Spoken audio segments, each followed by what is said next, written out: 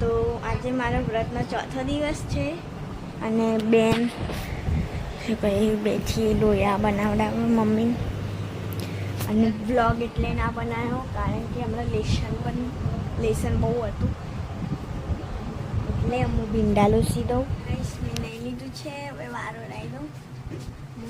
કાલે તો જાગરણ દિવ્યા રોટલી બનાવવા બહાર 1 વાગ્યા સુધી મમ્મી કે 2 વાગ્યા સુધી જાગવાનું પણ મમ્મી કે દારૂ બદલી જાય પછી ઊંઘ હોય તો ઊંઘાય નહીં.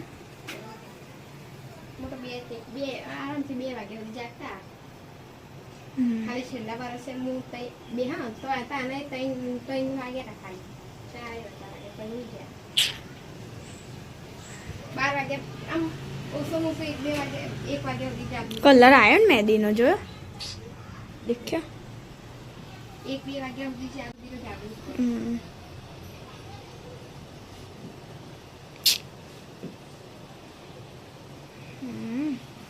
માથું લઈ લો મમ્મી આવશે પછી ઊંઘ જ જવાનું. માથું લઈ ગયું છે અને દેરાની રોટલી બની ગઈ. મમ્મી હવે આવશે જ. 2 દાડા સ્કૂલે નહીં જવું. આજે બી કંઈ કરાવવાના નહોતા પણ નહીં જાય અને કાલે તો બેગ લઈને જવાનું જ નથી. દર શનિવારે બેગ લઈને નથી જવાનું કારણ કે રમાડશે જ.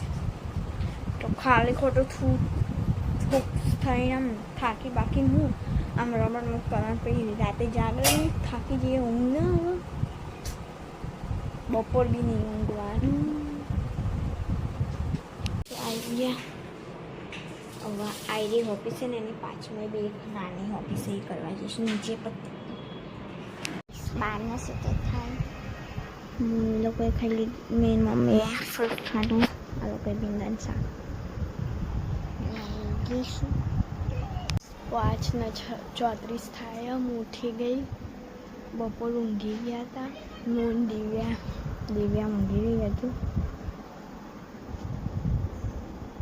કાંઈ ઊંઘ આવે. મમ્મી રોટલી બનાવે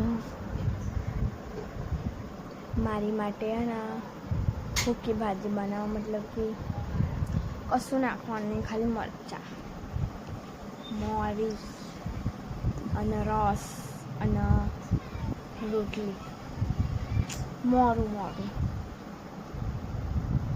નવું થાય. મેં ખાઈ લીધું, મમ્મીએ ખાઈ લીધું, દિવ્યાએ ખાઈ લીધું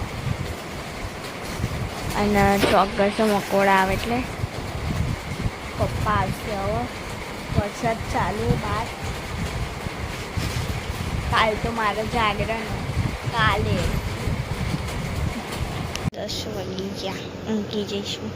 11 કેટલા થઈ ગયા?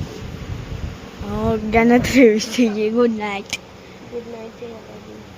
મહેંદી નહીં કરાવી પથારી કરા પપ્પાને મમ્મી.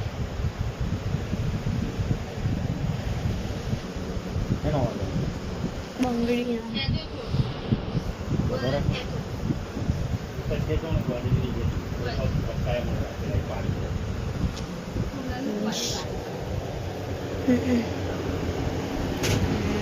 અત્યારે તો ઊંઘી જઈએ પછી કાલ તો 2 વાગ્યા સુધી જાગવાનું.